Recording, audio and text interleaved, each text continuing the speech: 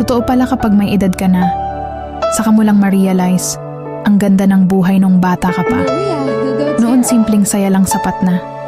Laro sa labas, tawanan kasama ang mga kaibigan, at uwi sa bahay na pagod pero masaya. Wala pang mabibigat na problema, wala pang responsibilidad na kailangang buhatin araw-araw.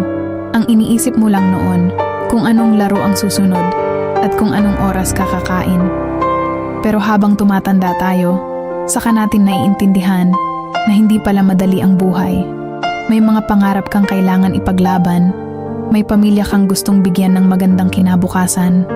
Doon mo marirealize na ang mga simpleng araw noong bata ka ay mga panahong hindi mo na mababalikan.